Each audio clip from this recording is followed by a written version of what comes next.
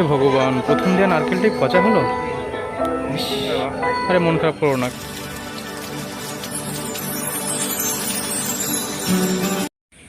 নমস্কার বন্ধুরা, স্বপ্নের ঠিকানায় সকলকে অনেক অনেক ভালোবাসা, অনেক অনেক স্বাগত জানিয়ে তো আরও একটা নতুন দিনে নতুন ব্লগ নিয়ে তোমাদের সামনে চলে আসলাম। এর আগের ব্লগে তোমরা দেখেছো আমরা কীভাবে রথটা বানাচ্ছিলাম দিদিভাই আমি মিলে।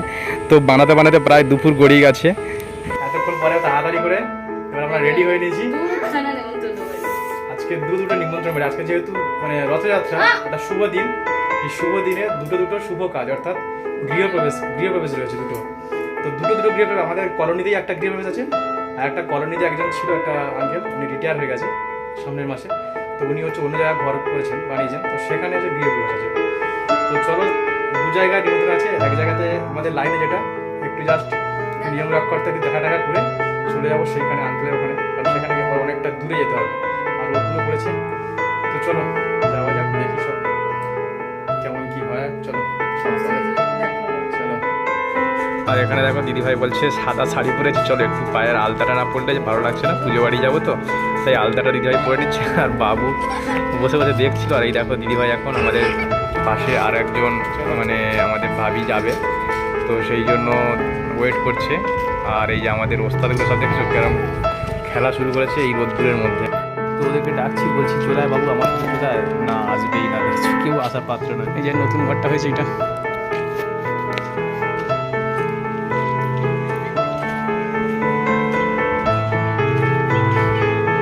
সুন্দর কালার কম্বিনেশন করেছে, গেটটাও অসাধারণ করেছে।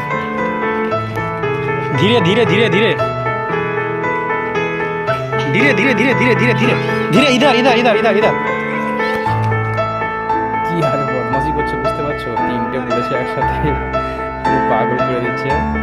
আর এই দেখো সব এখানে সব আরো যারা অতিথিরা এসেছে তারা বসে রয়েছে বা এখানে সিট রেখেছিল বসার জন্য। তো আমরা বলি আমাদের বেলা হয়ে গেছে, আমরা অন্য জায়গায় যেতে হবে। তো এই জন্য আমরা একেবারে চলে আসলাম ঘরের ভিতরেই। দেখো এখানে পূজা হয়েছিল, তো পূজা অলরেডি হয়ে গেছে। আর এই সিলিংটা খুব সুন্দর লাগছিল, লাইট ফাইট লাগাতে কম্বিনেশনটা খুব ভালো লাগছিল। তো ভাবলাম একটু তোমাদেরকেও দেখাই। তো যাই হোক, আমাদের কোয়ার্টারে সাধারণত মানে এত সুন্দর একটা মানে গেট আপ পাওয়া যায় না। তো এটা একটা নতুনত্ব লাগলো, খুব ভালো লাগলো। এবং কোয়ার্টারে যে সমস্ত দরজাগুলো ছিল সেগুলো সব উড়িয়ে দিয়েছে। যাই হোক, সম্পূর্ণ চেঞ্জ ভালোই লাগছিল। এখানে বেসিন করেছে, এখানে একটা ছোট্ট রুম এবং নিচে সব হচ্ছে টাইলস বিছিয়ে দিয়েছে। তো খুব ভালো লাগছিল রুমের কম্বিনেশনটা। আর বাচ্চারাও এসে এখানে সব, বাচ্চা কেন বড়রাও সব খাওয়া দাওয়া করছিল বিভিন্ন রুমে। আর এখানে হচ্ছে রান্না হচ্ছিলো সাইডে। তো বলি একটু সাইডটা আমি ঘুরে দেখি। তো আমরা তো প্রথমে বুঝতেই পারছিলাম না, আরে বাপরে কোয়ার্টার কোনটা আর রুম কোনটা। তো যাই হোক, সিলিংগুলো এত সুন্দর করেছিল, লাইটের সাথে খুব সুন্দর খেলছিল। তো ভাবলাম তোমাদেরকে একটু দেখাই, তো তোমরাও দেখে বলো যে রুমটা কেমন কী হয়েছে। আর তারপরেই দেখো আমাদেরকে বললো যে তোমরা বসে যাও খেতে। তো আমরা এখন বসে পড়েছি। আর দিদিভাই বাবুকে নিয়ে বসেছে আর আমি একটু সাইডে বসে রয়েছি। তো ওকে বললাম আমার পাশে বসতে, না, তো সেই ছোটো ছোটো বাচ্চারা রয়েছে আরও বন্ধুরা, তাদের সাথে বসে দুষ্টুমি করে সেখানে বসে বসে দেখেছো। তো তারপরে আমরা মোটামুটি ওখানে যতটা সম্ভব একটু খেয়ে নিলাম, কারণ সেই সকাল থেকে তেমন কিছু খাওয়া হয়নি। তোমরা আগের ব্লগে দেখেছো আমরা রথ করতে করতেই অত বেলা হয়ে গিয়েছিল। বাবুও তেমন কিছু খায়নি, তো ওই জন্য কিছু খাইয়ে নিলাম। খাইয়ে নিয়ে আমরা চলে এসেছি দেখো আবার অন্য ডেস্টিনেশন, অর্থাৎ সেই আঙ্কেলের বাড়ি, সেখানে গৃহপ্রবেশ রয়েছে যাওয়ার জন্য। এই যে বাবুকে টুপি নিয়ে আসলো দিদিভাই উপর থেকে, তারপরে আমরা তাড়াতাড়ি বেরিয়ে পড়লাম। আর এই দেখো রোদ্দুরটাও পড়েছে, আর বাবুকে টুপি পরে নিয়ে এখন যাচ্ছি, তাড়াতাড়ি যেতে হবে। ওদিকে আমাদের পিছনে এই যে আর একজন আসছে আমাদের ভাবি ভাইয়া, তো ওনারাও সব আমাদের সঙ্গেই যাবেন। তো এখানে দেখো যেতে যেতে আরও একটা জায়গায় রথ মানে সব সাজানো হয়ে গেছে, বিকাল থেকে টানা শুরু হবে। তো এখানেও একটা ছোটোখাটো মেলা বসে যায়। তো যাই হোক, ওইটা আমরা পার করে চলে আসলাম এখন আমাদের এয়ারপোর্টের রোডে। তো এয়ারপোর্টের রোডটা এত সুন্দর লাগছিল, দিদিভাইকে বললাম যে চলো একটু, অনেক দিন আসা হয়নি, একটু তোলো তুমি, বন্ধুদেরকেও দেখাই। তো আগে হচ্ছে এটা হচ্ছে ওল্ড মানে যেটা এয়ারপোর্ট ছিল সেটা এই দিকটা ছিল। আর এখন হচ্ছে নতুনভাবে যখন আমাদের এখানে ওয়ার্ল্ড কাপ হয়েছিল তখন বানানো হয়েছে সেই এয়ারপোর্টের সাইড থেকে। এই যে আমরা এখন যাচ্ছি যে মানে এয়ারপোর্টের পাশেই যে স্টেডিয়ামটা হয়েছিল, বিজু পটনায়ক যে হকি স্টেডিয়াম, সেই হকি স্টেডিয়ামের এই গেটে দেখো, এখানে গেটের কাছে এসে গেছে আমরা।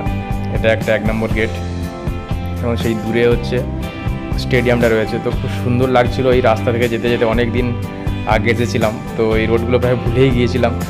তো খুব সুন্দর সাজানো গোছানো জায়গা, সত্যি আমার যেতে ভালোও লাগে আমাদের। তো বললাম যে তোমাদেরকে ওটি দেখাই। তখন তো রাত্রেবেলা তোমাদেরকে দেখিয়েছিলাম স্টেডিয়ামটা, আজকে চলো একটু তোমাদের দিনের বেলা দেখাই স্টেডিয়ামটা কত সুন্দর লাগে। আর রাস্তা আমরা মানে কেউই জানি না অ্যাকচুয়াল যেখানে আমরা যাচ্ছি, যে আঙ্কেলের বাড়ি, তো আমাদেরকে জিজ্ঞাসা করে করে বা ফোন করে করে মানে যেতে হচ্ছে আমাদেরকে। তো বলেছি আমাদেরকে যে স্টেডিয়ামের লাস্ট যে গেট আছে 6 নম্বর গেট, সেখানে এসে তোমরা আমাকে ফের ফোন করবে। তো আমরা ওই জন্য এখানে একটু গাড়িটা স্লো করব আর তোমাদেরকে একটু দেখাবো। দেখো এই স্টেডিয়ামটা কত সুন্দর লাগছে। এই যে দেখো বিরসা মুন্ডা হকি স্টেডিয়াম রাউরকেলা, তো খুব সুন্দর লাগছিল। আর এরপরেই হচ্ছে আমরা আঙ্কেলকে ফোন করলাম আর তারপরে অ্যাড্রেস নিয়ে আমরা চলে এসেছি একদম পুরো আঙ্কেলের দেখো ফ্ল্যাটে বলতে পারো, নতুনভাবে বানানো। তো 3টে এখানে মানে করেছে, 3তলা বিল্ডিং করেছেন ইনি। তো বারবার আমাদেরকে বলেছিল যে প্রতিনিধি অবশ্যই যেও। আজকে আমার ডিউটি ছিল, যার জন্য আমি ডিউটি ছুটিও নিয়েছি। তো যাই হোক চলো একটু ওপরটা তোমাদেরকে ঘুরে দেখাই কেমন কি ঘর হয়েছে। আর এই দেখো আমি আগে যাচ্ছি আর দিদিভাইও বাবুকে নিয়ে আসছে। আর আরও সমস্ত যারা অতিথিরা রয়েছেন সব অলরেডি সব খাওয়া দাওয়া হয়ে গেছে, কারণ অনেকটা বেলা হয়ে গেছে। আর এই দেখো সামনে ঢুকতেই হচ্ছে আমাদের গণপতি বাপ্পা। এই হচ্ছে আমাদের আন্টি, আমাদের ঘরের মালকিন বলতে পারো আন্টি। এখানে পূজা হয়েছে ওনাদের মানে গৃহপ্রবেশের যে পূজাটা হয়েছিল। আর এখানে দেখো সিলিংগুলো খুব সুন্দর লাগছিল এবং কালার কম্বিনেশনটা তো আমাদের খুবই ভালো লেগেছিলো, দিদিভাইয়ের বা আমার, খুব লাইট কালারের উপরে। আর এই দেখো ওনাদের ঠাকুর ঘর, যেখানে মানে খুব সুন্দর একটা কালার কম্বিনেশন এবং একটা কাঠের সিংহাসন মতো করা হয়েছে, খুব ভালো লাগছিল দেখতে আমাদেরকে। তো যাই হোক প্রত্যেকটা জিনিসই খুব সাজানো গোছানো হয়েছে। আর বাবু দেখো ও কিন্তু প্রণাম করতে ভোলেনি, ওকে আমরা কিন্তু বলেনি কিছুই বলিনি, ও কিন্তু সোজা গিয়ে প্রণাম করতে শুরু করে দিল। তো যাই হোক এটাই ওর মানে ভালো লাগে যে, বা আমাদের ভালো লাগে যে ও কোনো কিছু এই সমস্ত জিনিসগুলো ঠিক ও মেনে চলে। আর দুষ্টুমি তেমন শুরু হয়েছে। আর এই যে আন্টিদের মডিউলার কিচেন, দিদিভাই বলছে আমাকেও এরকম একটা বানিয়ে দেবে। আমি বলছি দাঁড়াও, আমাদেরকে বানানোর এখন অনেক টাইম লাগবে আমাদেরকে বানাতে। যাই হোক খুব ভালো লাগছিলো এই কালার কম্বিনেশানগুলো। আর এই দেখো সাইডের ঘরগুলো আর নিচে সব খাওয়া দাওয়া চলছিল। তো তারপরে এই যে একটা ছোট্ট পুচুকে দিদিভাই একটু আদর করে দিচ্ছে। তো যাই হোক এই সমস্তভাবে চারিদিকে ঘুরতে ঘুরতে সবার সাথে কথা বলতে বলতে পরিচয় করতে করতে অনেকটাই বেলা হয়ে যাচ্ছিল। তো দিদিভাই, বাবু আর আমাদেরকে সাথে যারা এসছে তাদের প্রত্যেকেই বলছে, আঙ্কেল বলছে খেয়ে নাও আগে, অনেকটা বেলা হয়ে গেছে, ওরাও চলে যাবে, তোমরা খেয়ে নাও। তাই জন্য আমি এখন প্লেট নিয়ে বসে পড়েছি। তো দিদিভাই বলছে আমার খাওয়ার ইচ্ছা নেই, ওখানে তো সামান্য খেয়ে এসেছি, আমার তেমন খাওয়ার ইচ্ছা নেই। কিন্তু আমি তো বললাম ঠিক আছে খেতে তো হবে অল্প করে কিছু হলেও। তো ওই জন্য আমি প্লেটটা নিয়ে নিলাম। আর বাবুকে এখন দিদিভাই সামলাচ্ছে, এরপরে আবার আমাকে সামলাতে হবে, তখন আবার দিদিভাই একটু খাবে। তো যাই হোক এই ভাই একে অপরের না খেলে বাবুকে সামলানোই মুশকিল। আর ওকে খাওয়ানোর চেষ্টা করছি কতভাবে, ও তো খেতেই চাইছে না। ও দেখো ও ভাত খাবে না, দেখো আইসক্রিম নিয়ে বসেছে, দেখেছো বারবার শুধু আইসক্রিমগুলো আনছে আর ফেলছে, খাবে না কিছুতেই। তারপরে দিদিভাই এখন প্লেট নিয়েছে যে অল্প কিছু খেয়ে নেওয়ার জন্য, কারণ এদিকে এনাদেরকেও ছাড়তে হবে। তো ঠিক আছে আমরা তাড়াতাড়ি খাওয়া দাওয়া করে নিই, এরপরে আমরা যাবো একটু ওপরে ঘরগুলো দেখতে। তো আঙ্কেল বারবার বলে দিলে যাওয়া প্রশ্নই, একটু ওপরের ঘরগুলো দেখো তোমরা নিজেরা, আর আমরা তো এখন ব্যস্ত আছি এদিকটা, সব যারা অতিথিরা এসছে তাদের সব আপ্যায়ন করতে। তো যাই হোক বললাম ঠিক আছে আমাদের অসুবিধা নেই, আমরা দেখে নিচ্ছি। দেখো চারিদিকে সব ফ্ল্যাটগুলো দেখো খুব সাজানো গোছানো, প্রত্যেকটা এখানকার যে মানে কী বলা যায় পরিবেশটা। আর এরপরেই আমরা আসলাম একটু রুমগুলো দেখার জন্য। উপরে হচ্ছে এনাদের মানে 2টো রুম, এবং প্রথমটা হচ্ছে মানে কমন রুম করেছে, এবং রুমগুলো বেশ বড় বড়, এবং প্রত্যেকটা রুমের যে কালার কম্বিনেশন আমাদের তো খুবই পছন্দ হয়েছিল। এখানে হচ্ছে একটা বাথরুম, পাশে কিচেন, আর সামনে হচ্ছে বেডরুম। তো এখানে এইরকমভাবে 2টো করা হয়েছে, দুদিকে 2 সাইডে। তো যাই হোক খুব ভালো লাগছিলো কম্বিনেশনগুলো। আর তারপরে আমরা চলে আসলাম আরও একটা রুম দেখার জন্য। দেখো এখানেও ওই একই পজিশনে একটা বেডরুম, একটা কিচেন, একটা বাথরুম আর একটা কমন রুম।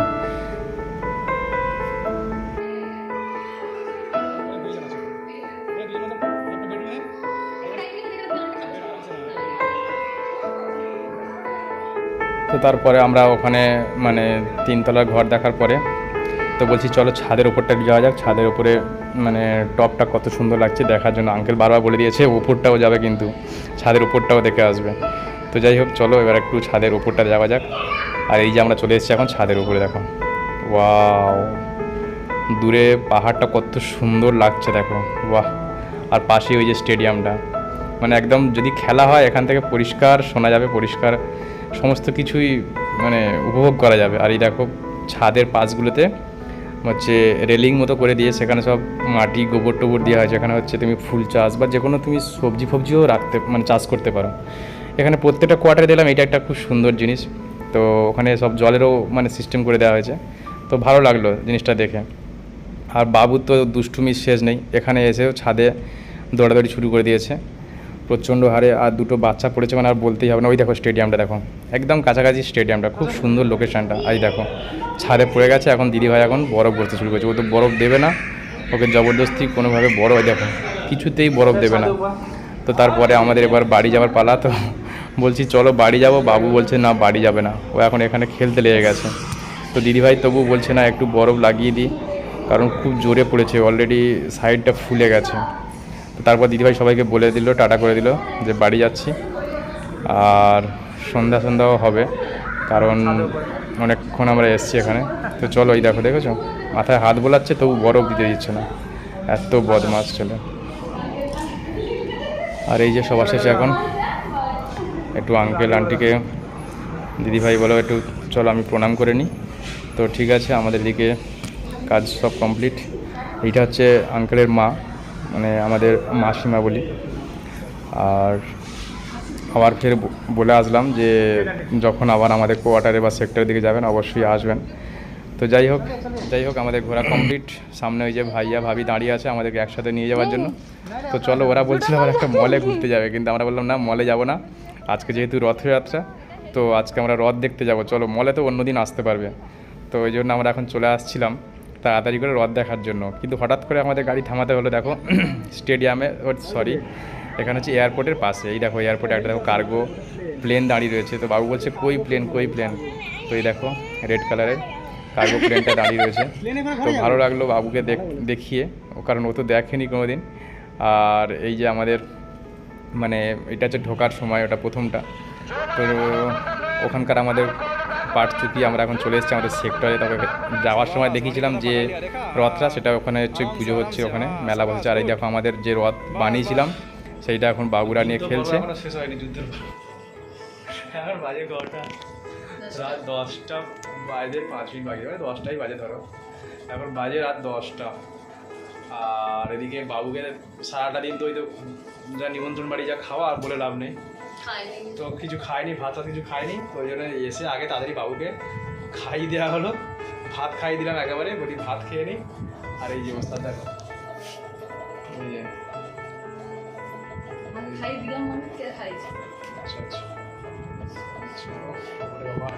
ভাত খাই দিলাম, মানে বিশাল ব্যাপার, মা ভাত খাই দিয়েছে, বিশাল ব্যাপার।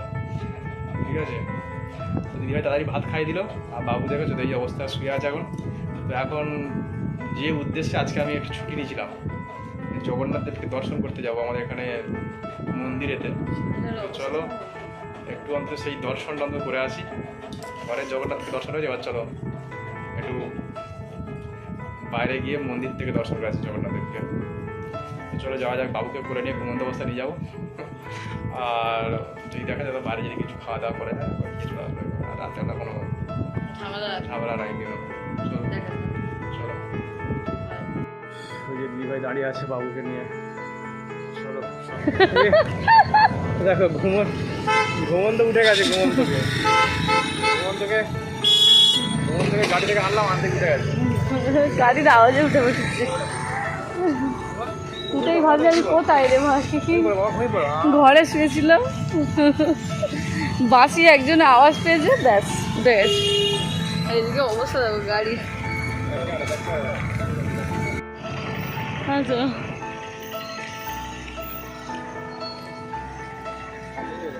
রাত্রিবেলা সব রাস্তা খালি হয়ে গেছে, এখন তো ডিউটিওয়ালারা ফিরছে।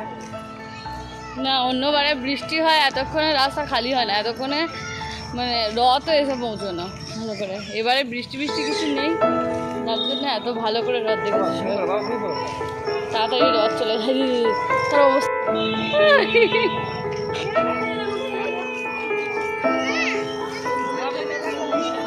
না।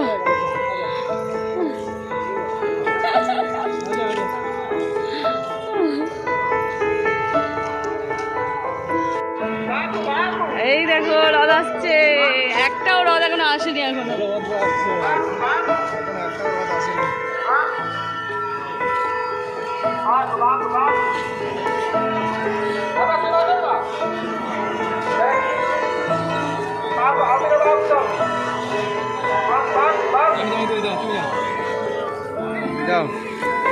তো তোমরা তো দেখলেই যে রথ এখনও একটাও আসেনি, আর এই যে সবাই বলভদ্রদেব আসছে। আর দিদিভাই বলে আমি একটু গিয়ে রশিতে টান দিই বা একটু প্রণাম করে আসি, ওই জন্য সামনে চলে গেছে বলভদ্রদেবের রথের কাছে। আর এই দেখো বাবুর ঘুমে এখন হাই উঠছে, এখন সবে এবার ঘুমটা ভালোভাবে ভাঙছে এত জনসমাগমে। আর তারপরে দেখো এই যে রথ এখন পৌঁছে গেছে। আর প্রতি বৎসরের ন্যায় দেখো এবছরও সব ভক্তরা যেমন সব নারকেল নিয়ে ওখানে প্রভুর কাছে অর্পণ করছেন। আর ওখানে যাদের পুরোহিতগুলো রয়েছে দেখো সব নারকেল ফাটি ফাটি, মানে এখানে এমন মানে অবস্থা হয়ে যায়, পুরো চারিদিকে মানে বর্ষার জলের মতো হয়ে যায়, এত পরিমাণে নারকেল ফাটানো হয়। তো এই দেখো আমি তোমাকে পুরো রথটা দেখিয়ে দিলাম চূড়াসহ। আর এত রাত্রিবেলা তাও যথেষ্ট ভিড় আছে। তো এখন অন্যান্য রথ আসতে দেরি আছে। দিদিভাই বলে চলো এই সময় আমি একটু ফুচকাটা খেয়ে নিই, কারণ বুঝতেই পারছো ওটা দিদিভাইয়ের ফেভারিট। কোথাও গেলে মোটামুটি আগে ফুচকাটা ওর খাওয়া চাই। শুধু দিদিভাই কেন, আমার মনে হয় মানে বেশিরভাগ মেয়েদেরই মনে হয় ফুচকাটা একটা প্রিয় জিনিস, মেলায় বলো বা কোথাও গেলে। তো বাবুকে বলছিলাম বাবু খাবে, বলছে না আমি খাবো না। আর তারপরে আমরা ওই দেখো দূরে এখন আসছেন মা সুভদ্রা দেবী। তো মা সুভদ্রা দেবীকে আসতে একটু লেট আছে, তো দিদিভাইকে বললাম যে চলো এই সময় আমরা তাহলে প্রভুর মাসির বাড়ি অর্থাৎ গুন্ডিচা মন্দিরের ভেতরটা আমরা একটু ঘুরে আসি।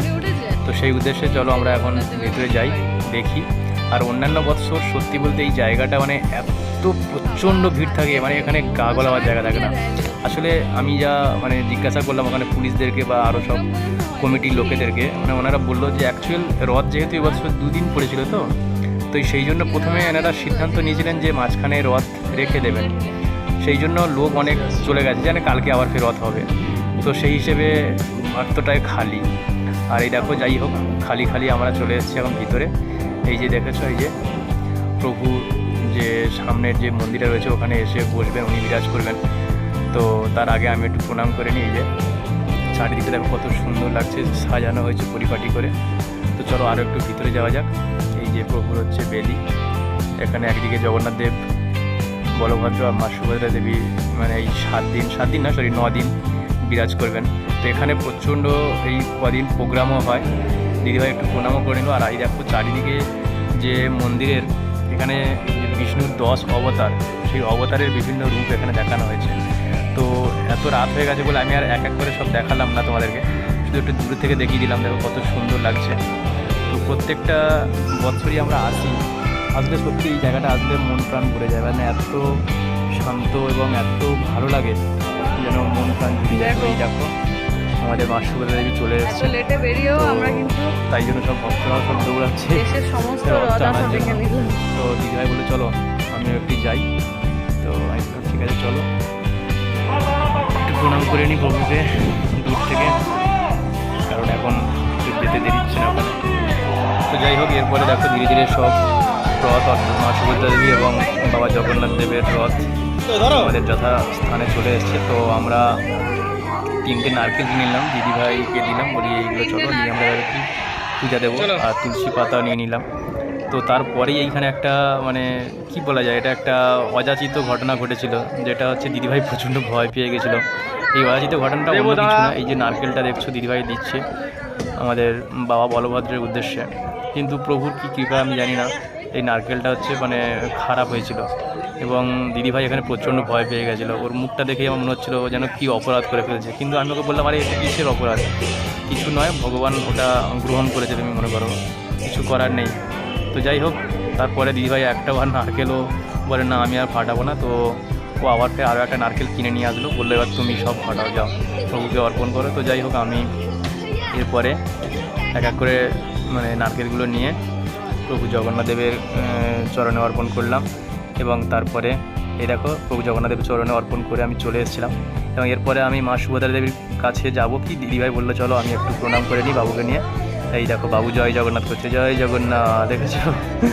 তো যাই হোক, বাবু সদা সর্বদাই এইভাবে যেন ভক্তি থাকে, প্রভু যেন ওর শরীর স্বাস্থ্য ভালো রাখে। আর সবথেকে বড়ো কথা, ওকে যেন প্রভু একটু খাবার মতি দেয়, আমরা যার জন্য পুরো পাগল হয়ে যাই মানে ওর খাওয়াতে খাওয়াতে গিয়ে। তো তারপরেই দেখো এই যে প্রভুকে মানে এটা কি বলা যায় মানে অভ্যর্থনা জানিয়ে নিতে এসছেন, এটা মাসির বাড়ি থেকে বলতে পারো, যে সমস্ত পুরোহিতগণ ওরা সব মানে বাজনা করে নিতে এসছেন।